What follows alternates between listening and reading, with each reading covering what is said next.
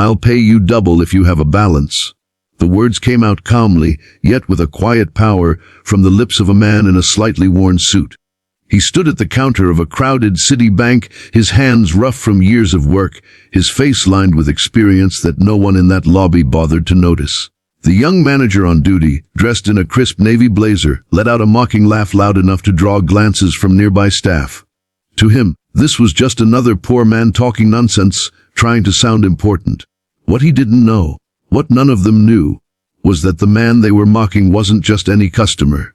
He was the very CEO who owned the bank they worked for. The man's name was Raymond Cole, 62 years old, a widower who had built his empire from scratch. He had once been poor, very poor, so poor that he had eaten scraps behind restaurants and slept on benches during his youth.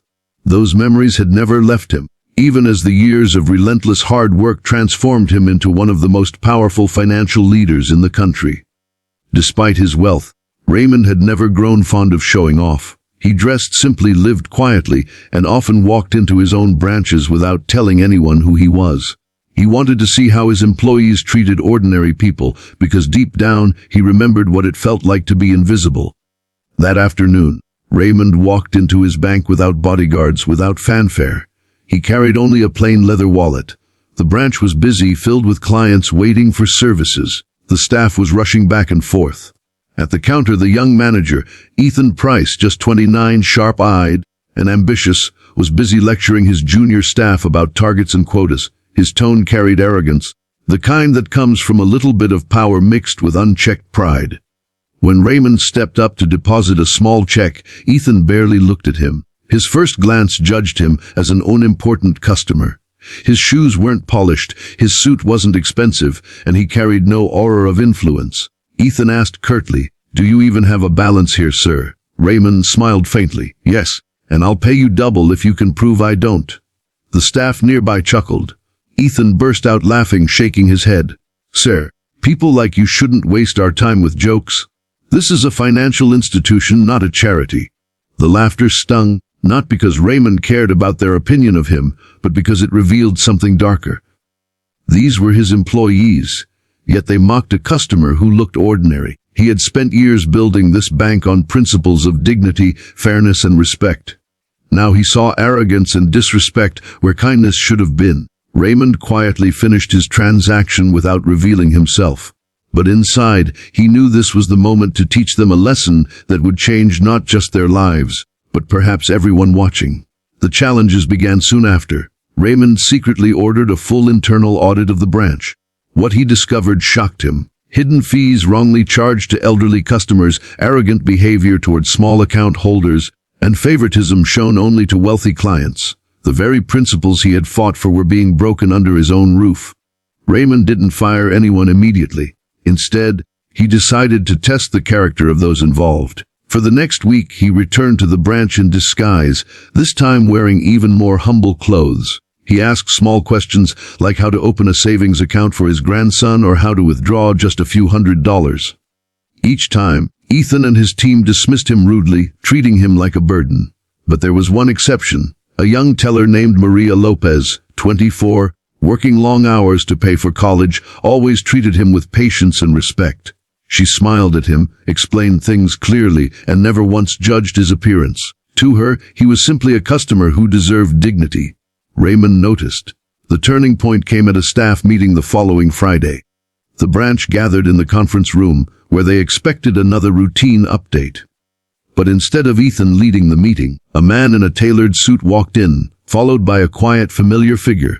The employees froze as they recognized their CEO, Raymond Cole, standing right before them. Ethan's face turned pale.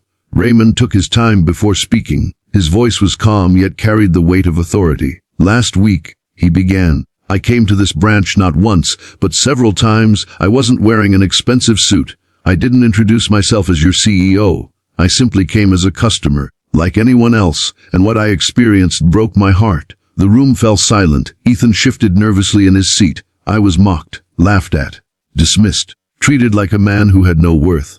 And yet, this bank, our bank, was founded on the belief that every customer matters.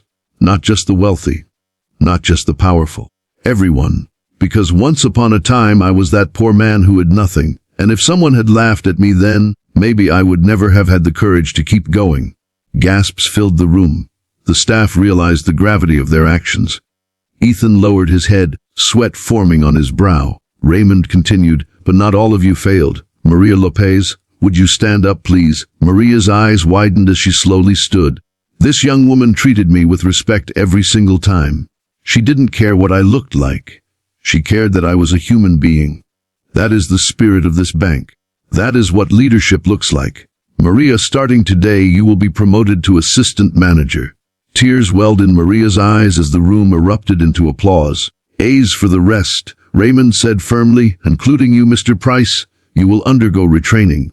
This bank will not be a place of arrogance. It will be a place of service.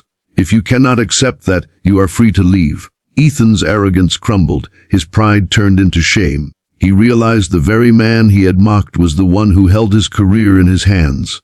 From that day, the branch changed. Raymond's message spread like wildfire across the company.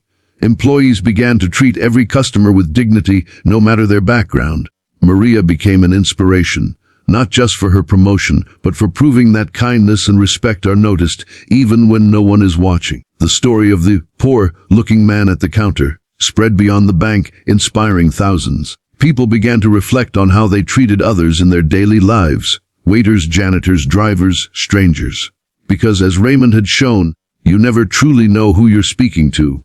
And here lies the final message for you, dear listener: respect everyone, not because of who they are, but because of who you are.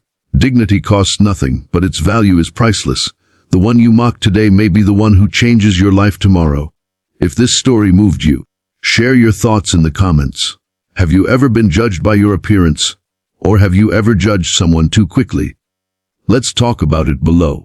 And if you love powerful stories like this, don't forget to like this video, subscribe, and join us here at Exposed Tales, where we bring you emotional, life-changing stories every week.